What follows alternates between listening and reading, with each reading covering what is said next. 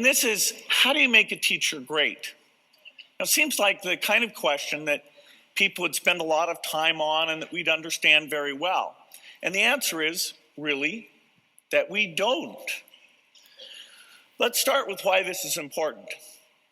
Well, all of us here, I'll bet, had some great teachers. We all had a wonderful education. That's part of the reason we're here today, part of the reason we're successful. I can say that, even though I'm a college dropout. I had great teachers. And in fact, in the United States, the teaching system has worked fairly well. There are fairly effective teachers in a narrow set of places. So the top 20% of students have gotten a good education. And those top 20% have been the best in the world if you measure them against the other top 20%. And they've gone on to create the revolutions in software and biotechnology and keep the US at the forefront. Now, the strength for those top 20% is starting to fade on a relative basis, but even more concerning is the education that the balance of people are getting. Not only has that been weak, it's getting weaker. And if you look at the economy, it really is only providing opportunities now to people with a better education. And so we have to change this. We have to change it so that people have equal opportunity. We have to change it so that the country is strong and stays in the forefront of things that are driven by advanced education like science and mathematics. When we look at our education system today, it's clear that we are not serving the needs of all of our students. Did you know that in the United States, a staggering 50% of minority students do not complete high school? In reality, that's 1 in every 2 students. So if you're an elementary or a middle years teacher, look at your classroom. Can you imagine in 5 or 10 years, only half of your current students walking across a stage to receive a diploma? In fact, the unfortunate truth is that in most low-income schools, the dropout rate is higher than the graduation rate. There is something going on in our education system that is allowing too many students to fall through the cracks. And the factors are many and varied, but in study after study, we have learned that the most significant factor to the success of student learning is having an effective teacher. And it seems like the world is quick to blame teachers for student failure, but it's not meant to be so bleak. Teachers, think back. How were you prepared to teach? How were you prepared to manage 30 kids for 6+ hours a day, stuck in an uninspiring, crowded classroom? How were you prepared to deal with an ever-changing curriculum, standardized tests, and poorly made textbooks? How were you prepared to differentiate, jigsaw, and teach constructively while also spending hours planning, attending meetings, and communicating with parents? Perhaps at this stage in our careers, we have forgotten the steep learning curve of our first 2 or 3 years, but if we sat down today and mapped out everything that we do in a week, I think that we would have to be proud of ourselves. We know how to multitask. Our profession is not an easy one, and it's made harder by expectations that are not matched by adequate professional development. It's not us or our colleagues who are lacking. Although I know we can all point to those 1 or 2 teachers in our own schools who make us all look bad, those teachers are the minority. The majority of us are doing the best we can with what we have. With better training, our profession could flourish. Teacher preparation is lacking. Teachers are not adequately prepared out of university, and continuing professional education is ineffective. Bransford explains 4 concerns regarding current teacher pre-service training programs. First is an inadequate amount of time. The average B.Ed program is a 4-year undergraduate degree to learn subject matter. Second is fragmentation. Theory taught in classes is very disconnected from its practical use. Third, uninspiring teaching methods are being used in universities. Teachers are expected to use hands-on teaching methods and constructive practices in their own classroom, but teachers themselves do not see this modeled in their undergrad classes.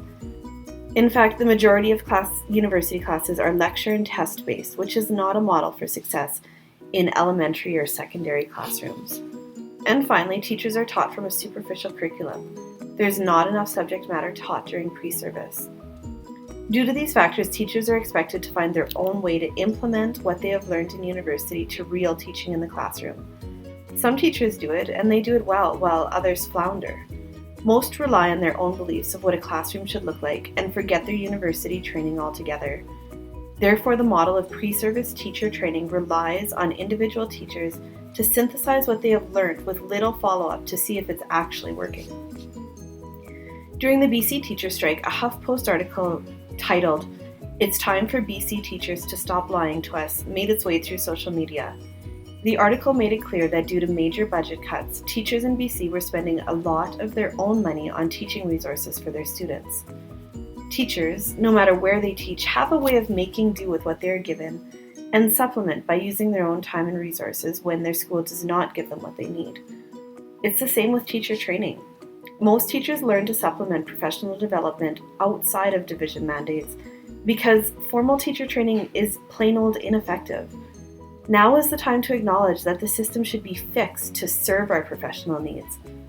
If it isn't fixed and it isn't acknowledged, why shouldn't parents and stakeholders assume that the fault is teachers and not the system of teacher education?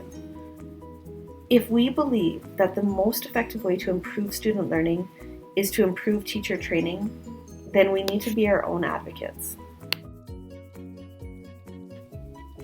Successful teachers learn through hands-on and practical experience, reflect on their teaching methods, and learn from coaches and mentors. Yet, current formal professional development is based on one-time learning sessions that are not geared to individual teachers, does not require teacher buy-in, and allows no time for reflection. Technology may not be the revolution that we were hoping for in education, but it must play a huge part in the reforming of teacher professional development. Video can be used to help teachers reflect on their own teaching methods or reflect on teaching methods of mentor teachers. Vlogging or video blogging can also be used instead of written reflections on best practice. Web 2.0 technology also allows access for teachers to connect and share practical experiences online to further their knowledge and widen their perspective on teaching practices. More than any other technology, Web 2.0 surrounds us. As teachers, we need to use this technology to connect with our peers and to learn from them. We know that mentorship plays a huge role in how teachers implement different teaching strategies. One of the main factors of whether a teacher will even implement technology in their own classroom is whether their internship mentor-teacher use technology. Bransford has made it clear what's wrong with the teacher professional development system as it stands, and he concludes that the most effective professional development is long-term and encourages developing professional learning communities. Ertmer et al. Continue the thought by recommending that schools invest in staff development and on-site support, which is in contrast to spending money on one-time speakers who are disconnected from the individual teacher and their school context. So what does this mean in the math and science classroom? Ma highlights the importance of teacher knowledge and understanding in the math classroom. In her research, she notes that despite having less education in teacher training, Chinese teachers show more profound understanding of the elementary math that they were teaching than their American counterparts. Ma suggests that although there are a myriad of reasons as to why Chinese students regularly outperform American students in math assessments, teacher understanding of elementary math is the most significant. Finding mentor teachers around us who already display subject matter mastery and learning from them should be key to our own professional development. Administrators need to seek out learning opportunities for their teachers that fit with the school culture and curriculum and encourage teachers to reflect on their own teaching practices as they gain new knowledge.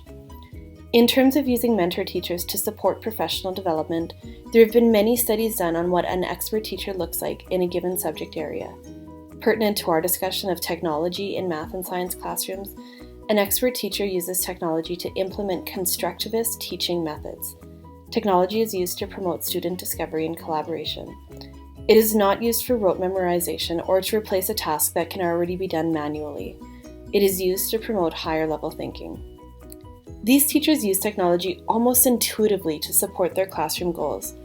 The discussion in the 1990s and early 2000s assumed that when technology became widely available and widely used, that teachers would naturally use it to support constructivist teaching practices. Now, in 2015, we have found that this isn't the case. Technology is still not being used widely, and teachers have not wholly transitioned from traditional to constructivist teaching methods. Mentor teachers need to play a key role in supporting technology use in the math and science classroom. Constructivist teaching practices must be seen as the norm, and teachers must evaluate and reflect on their own teaching methods in order to gain expertise.